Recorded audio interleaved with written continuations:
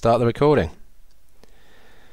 So this is part one of the HTC Flyer live open review session. My name is Chippy, carrypad.com. We're doing this live on carrypad.com/live. There's a bunch of people in the chat room next to me, including people that will pick out the mistakes I make, and including people that know a lot more than I do. So if you want to join in the next session, follow me on Twitter @Chippy. These things happen very much on the spur of the moment. If a device comes in, we do it. So @Chippy is the place to follow me. What we're going to do tonight is have probably 3 recorded videos. This is part 1. We're going to do a very quick unboxing with comments on the device as we go around. Then part 2 we'll get into more detail. We'll probably look at the pen, the video stuff, and then in part 3 we're going to do all sorts of other tests. As we go through, we're going to be doing battery life tests as well. So it's basically 2 hours, or at least 2 hours of full-on testing. Some of the session won't be recorded, but a lot of it will be. Right, let's get into it, into fake unboxing. Obviously I've unboxed this one already. The unboxing video is up on YouTube. If you check out carrypad.com/tag/HTC-flyer. So fairly straightforward. We're talking about, for those of you who don't know, a 7-inch Android device. It's a tablet. It's 1.5 gigahertz processor. It's a Qualcomm single-core processor, 1 gig of RAM, 32 gigs of storage on this one. This one's also got 3G, 3G plus SMS. It doesn't do voice, but it does have an SMS stack, which is quite nice. We've got a 5 megapixel camera on the back, 2 megapixel camera on the front, a 1024 by 600 screen. It's reflective. It's pretty good quality in terms of comparisons with the Galaxy Tab, and I will be doing comparisons with the Galaxy Tab as we go along because it's a good reference point. It's a screen with a better contrast. It's if you've got a Galaxy Tab, you'll know there's a slight milkiness to the screen. That doesn't exist on this. So when you take this outside, it's a nicer screen, and the colours pop a little bit better on this one than they do on the Galaxy Tab. I don't know quite if that affects battery life at all. It doesn't seem to. Let's go around the device though. So it's a 400 gram device, which makes it 20 grams heavier than the Galaxy Tab. I think it's noticeable, but that's maybe because I've been using the Galaxy Tab non-stop for the last 6 months. But it does have a really nice this silver part here is aluminium, and that's well, they say unibody, so that bit is a single piece of aluminium. I don't call this unibody myself, but there's a plastic insert at top and bottom. I'll show you what's underneath the top one in a minute. At the bottom we've got a USB port, micro USB, which apparently allows HDMI out to come out of that as well through a USB to HDMI adapter. And I don't quite know how that works, whether it's maybe an HDMI USB device. If so, I don't know what the quality is going to be like, because well, I guess if it's USB 2 standard there's enough bandwidth there, right? But I can't see how there's actually enough connectors to pass through the raw connectors of HDMI on that, so it must be some sort of USB mock-up there.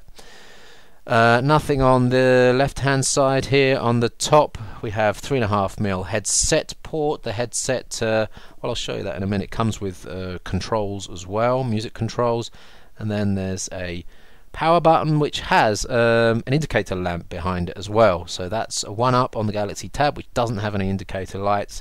That can be quite useful. On the right hand side at the top, here's the rocker switch for volume, and then if you look very carefully you can see there's a microphone input there. There's also one down here, so that means it's got noise cancelling, or an array mic you might call it.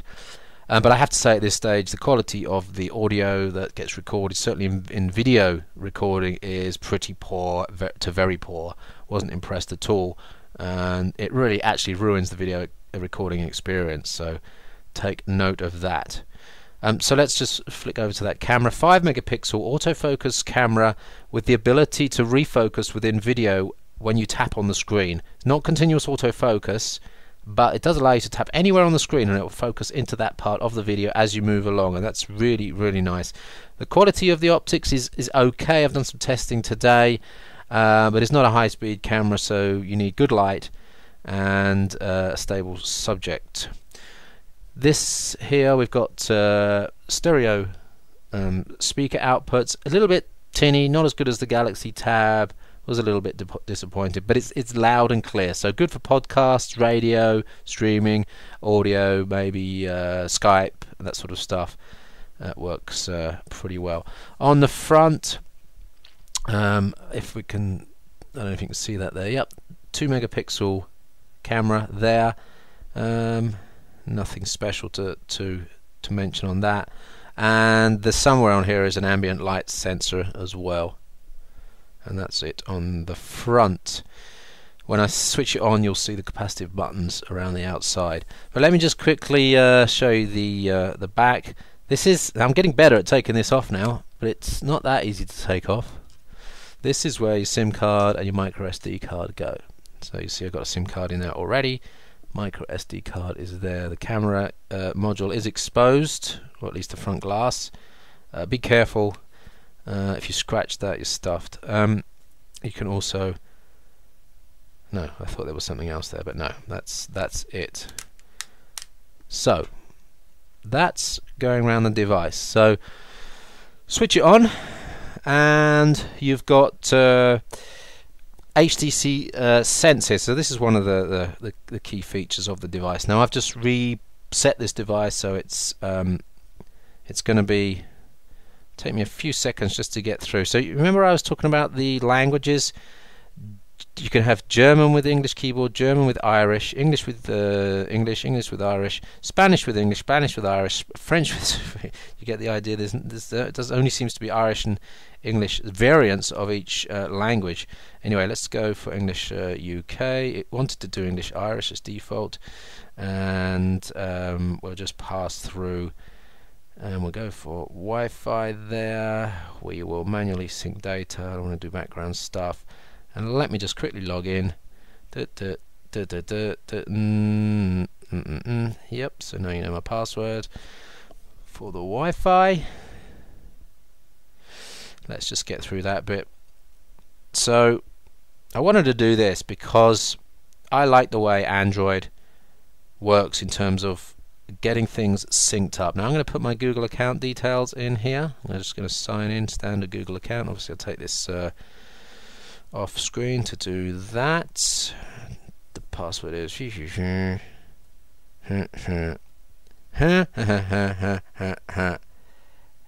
got that? Right. So that's now adding the Google account. I'm going to store stuff. Okay, finish setup, finish, done. Now that's going to restart the UI, and that's it. You are now connected over Wi-Fi. Your Google account data is now being downloaded. Your contacts, your saved locations, your everything else that's going on in Google, a scary amount of stuff is now starting to sync. And what's really cool about the HTC Flyer, I think, is the way that, although I know some of you may not like the idea of Sense, the Sense UI, but I think it adds real value for the average user. Look at what we've got in terms of applications here, right? We've got, I wanted to highlight a couple of them. So there's a Twitter client there.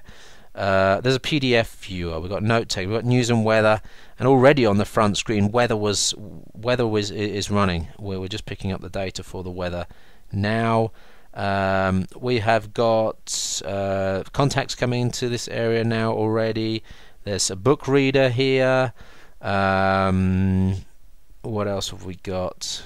A friend stream, which I haven't linked up yet. But there's also things like Flickr synchronization as well. So you really do hit the ground running on this, and I think that, what was it? What was the startup time there? Probably about 2 minutes is all it took. Now that's not the same experience as you get on any other device as far as I'm concerned. It's good if you're a Google user. If you're not a Google user, it's a different matter, of course. You're setting up email accounts through IMAP, etc., etc. Now, before we go into the software, and we will do that, I guess, a little bit more in part 2, not in part 1, I just want to point out the capacitive touch buttons. So on the bottom, let's just zoom in here, you can just see 3 capacitive touch buttons here in the middle, home, menu, back. There's also a little green, it's very difficult for you to see that, but there's a little thing glowing green there, and that is to tell you that the screen, oh there we go, it's a little bit brighter now, that you can use pen features on this screen. Now let me just rotate that, and what you'll see happens here is that the actual capacitive buttons move, and now they're active on the bottom side. I was reading Chris Davies' report review from SlashGear, and he's kind of right in that when you're holding it in landscape mode, it's kind of easier to use the right hand frame part to do selections, and then when you've got it in landscape, of course, the left hand or the right hand. So it's almost a little bit weird the way that it flips to the bottom of the device. I always think it's easier when it's on the right hand side, but anyway, that's it. So that will be it for looking quickly at the device. I just want to show you what we've got in the box. We've got an extremely I'm not sure about this one, to be honest. White, I think it's leather, or it's sprayed with a leather smell. Let's just drop the device in there so you can see what it looks like. And it obviously covers up the indicator lamp, but it does allow you to carry this, which is something we're going to be talking about a lot in part 2. It's the digitizer pen. It's an active pen with a quad A battery in it, a tiny thin battery in it, with a couple of buttons on it, and a pressure sensitive tip, 2 pressure sensitive tip, and the pen can slot into there, and that's the only way you can really ensure that the pen stays with the device, because it doesn't stow on the device itself. So I have some opinions about that. I don't think it's that fantastic, and I would prefer a black cover than a white one that's going to get very dirty very quickly. Here's the power cable. It's a USB high current power adapter. So what is it? Probably 1.5 amps. Let's have a look. 1.67 amps. Wait a minute. It says 9 volt output. So it's not a USB charger at all. It's a high voltage charger. That's interesting. It means they don't have a standard USB connector. But trust me, micro USB cables do actually fit in to the bottom of the device. Charging time is pretty good. I think it's about 3 hours from what I can see. And then we have a headset. I'm not going to take this out because I might resell the device. It's a standard headset with I don't know if I can maybe show you through the plastic. There's you can see maybe the play button, the forward button, and the answer button there. Don't know why it's got an answer button, because it hasn't got phone functionality on it, but that's probably a standard HTC headset. Micro USB charger and data cable there. Actually, I can't say that it's a charger cable right now because I don't know if it charges via that. You've got 1 or 2 little tiny manuals, and that is it. So I'm going to put the case back and leave out the device itself, and as we always do on these sessions, we take battery life readings throughout the evening. So I'm just going to go to About Tablet, and this is interesting because you can't actually get the true battery level from this because it doesn't give you a percentage. But if you go here, I can see that it is now 91, looks like 91% based on the graph that's there. So here's me trying to write with a digitizer pen. I knew that was going to happen. 91%, and the time is 21:15. We'll take checks on that as we go along. Right, so in I think that about wraps it up for part 1. In part 2 then we're going to look at the software, pen functionality, and probably do some video testing as well. Right after this video we're going to take Q&A from the live chat session, and join us back in part 2 for more with the HTC Flyer. Thanks for watching.